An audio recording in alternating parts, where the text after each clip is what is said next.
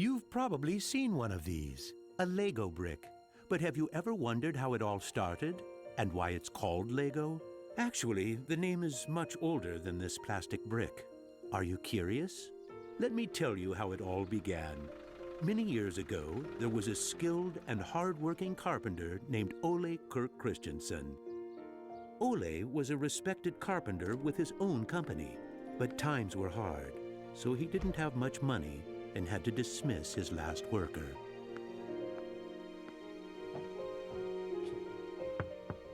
Come on in. I've closed down the workshop and packed my things. Thank you. I suppose I'd better write you a paycheck.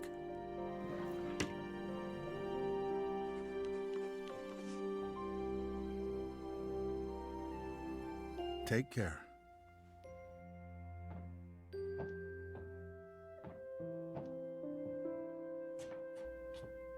Well, that was the last one. I just didn't imagine that it would come to this. I know. It's hard to understand. But at least now it can't get much worse. But it did get worse. Shortly after, Ole lost his wife. But Ole was a special person. He wasn't the type that gave up. And with the responsibility of his 4 sons, he had to think of something. Ole had gotten an idea, and for him, it never took long to put an idea into action. Ole's little invention made his boys so happy that he thought maybe he should start making toys. Ole decided to give it a try. Luckily, he had saved up a lot of wood from the carpentry production. He could now use it to make toys. Time passed by, and even though Ole was a skilled carpenter and had a good eye for quality and detail, sales were very slow. Luckily, one of his sons, Gottfried, started helping out his dad after school. Together, they just barely managed to keep up the production. Eventually, word began to spread that wooden toys of the finest quality were being made in the little workshop in Billund. One day, a man drove into town, a man who would change Ole's future. He was a wholesaler from Fredericia. I've heard that you're making some very nice wooden toys. Well, one does his best. The wholesaler was very impressed with all the wooden toys and placed a big order before he left. Now there's finally someone who can see the opportunities in what we're doing. Look at this. The wholesaler wants to put a lot of our toys into his store for the holidays. It's going to be a good Christmas this year, but we'll be busy. Now there was a lot to do in the little workshop, and Ole could rehire his former workers. Ole only used the highest quality wood, which was hand-picked and very carefully prepared. They worked day and night to get the order finished, so the wholesaler could get the toys out in stores before Christmas. Is there something wrong, Dad? I'm afraid that we're in big trouble. In the middle of their work, Ole received a letter saying that the wholesaler had filed for bankruptcy and couldn't buy the toys that he had ordered. But what are you gonna do? What about Christmas? Now we can't even afford food? I'll do it. What are you gonna do, Dad? I'll do it myself. I'll drive around selling the toys. There was no time to lose. Ole packed the car with all the toys and drove off. Ole was a very good toy maker, but was not a very good salesman. He didn't like praising himself or talking about how carefully the toys had been made. But he had to keep trying if he was going to sell anything. This is going to be a blast. Is there anything you're interested in? It looks exciting, but I don't have a lot of money right now. Maybe we could trade and call it even. Well, I would prefer money, but... In the end, he succeeded in selling all the toys. He didn't receive as much money as he had hoped, but the family managed, and they had plenty of food for Christmas. Time passed by, but the toys didn't sell as quickly as they had expected. Ole thought perhaps the company needed a good name. What should it be? It has to be a short word. I want it to convey playing well. In Danish, playing well is called leg godt. What should it be? What should it be? Yeah, if only I could get some sort of a sign.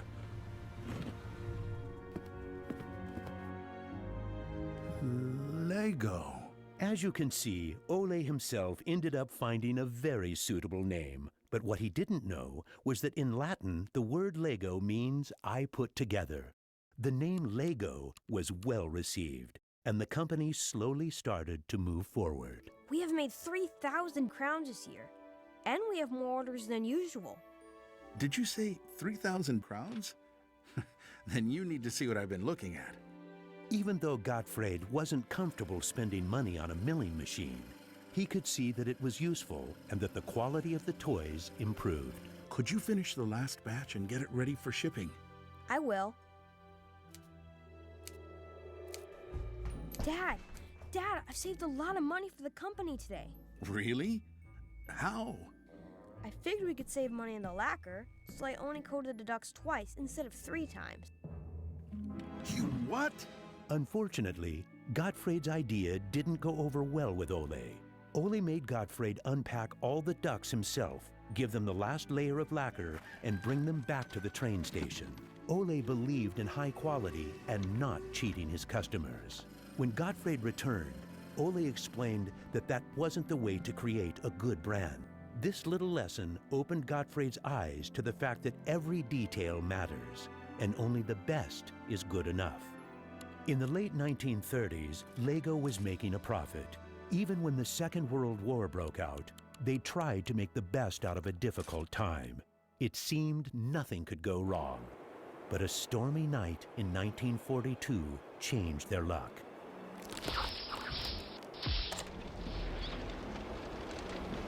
There's a fire! The workshop is on fire! But when the firemen arrived, they were unable to save the workshop. It burned to the ground, and all the drawings and models were destroyed. Ole was beginning to lose hope. All that he had worked for was gone, and he almost lost his company. But being responsible for his children and workers inspired him to rebuild Lego. A new factory was constructed. Soon the production of wooden toys started again. The little company fought its way back into the market. Gradually, the Lego factory began to run smoothly, and Ole started looking for new challenges. One day, he went to Copenhagen to look at a new machine that had just arrived in Denmark. It was a plastic molding machine, and Ole was very excited about it. Should we buy it? It sure is a good bargain, and it will give us a lot of opportunities. Well, it does sound interesting, but it is a lot of money. I'll take that as a yes. When the plastic molding machine finally arrived, Ole started making little plastic teddy bears and rattles. But he still had the plastic bricks that he had received at the fair. There was something about them that he couldn't stop thinking about. And even though no one else could see the potential in them, Ole decided to redesign and put them into production. But it was when Lego first launched the Gray Ferguson tractor that the plastic toys became a success. Unfortunately, the sales were dropping during the summer, and the company had too many toys in stock. This can't be right. Of course our products can be sold the whole year, not only for Christmas. Gottfried decided that he would go out and sell the toys himself. Gottfried brought his wife Edith as company and moral support. If you can't get cash, then we need butter and eggs. Well, it wasn't that bad. Gottfried was a success in his trip around the country, which helped Lego to get out of its financial crisis. They reached home just in time for Ole's birthday party. Ole turned 60, and the whole family was gathered to celebrate with him. Well, I guess it was a long trip around the country. Hey, I got an idea. Listen. What about a picture with the 3 generations? Everyone thought that was a good idea, and we were placed on the sofa with all the presents and flowers around us. On a business trip to England, Gottfried met the head of a big shopping center on his way home. They discussed the toy industry, and the conversation would be very important to the future of Lego. Darn this industry. I just think that toys are no good nowadays. What do you mean? I think they're working very well. Oh, they work fine, sure, but there's no system in anything. System? System? There isn't any system. What in the world are you doing, Gottfried? There isn't any system. The toys need an idea and a system built around it. I want to put system into play. Children have only been offered ready-made solutions. They need something different that will strengthen their imagination and creativity. So you're trying to put Lego into a system? Interesting. That same year, Lego started producing the first Lego system of play. Children could now build houses from the Lego bricks. The town plan gave play a realistic town setting, and with this, children learned about traffic safety. My sisters and I could play with the new Lego system for hours.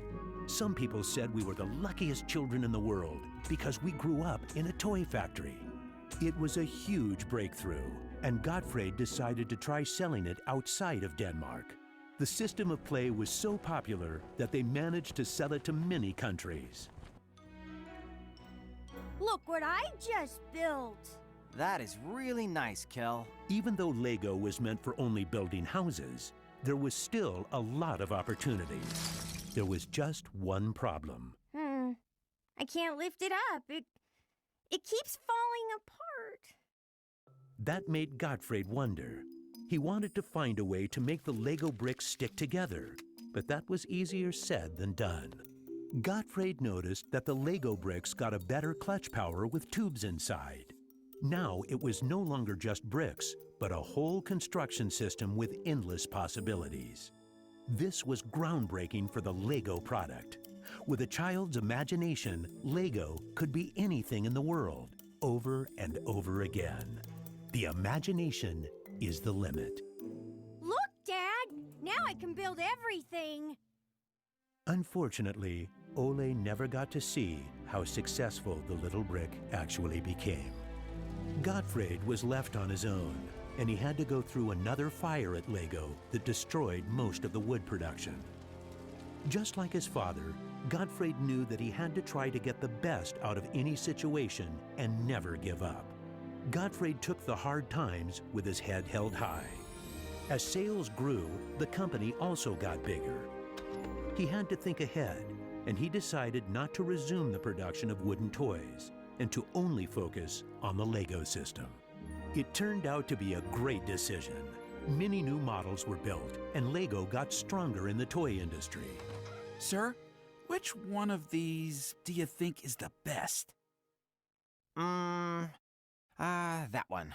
Even though it got busier at Lego, Gottfried still had bigger plans. Now he wanted to build an airport, so it would be easier to sell his toys to the whole world. Like father, like son. It didn't take long to put his idea into action. Only 3 years later, Billund Airport was opened. The many guests and business connections who visited the company always wanted to see the modeling department. Gradually, it got so crowded that it was hard for the employees to keep up their work. I think we better wait a while. Gottfried could see that something had to be done. He needed a bigger place to display the Lego models. I don't want to interrupt, so I'll just put this package of our new Lego train, on the table. Just put it there. Train? The idea grew quickly from an exhibition room to an amusement park. And then we could have a tower so you could look over the whole park from above, the whole town. It will be a land made out of Lego. Legoland!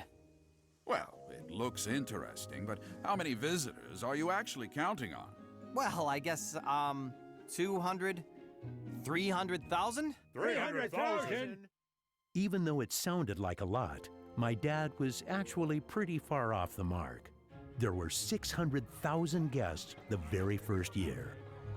My family and I were there to greet the guests. We've kept up this tradition ever since.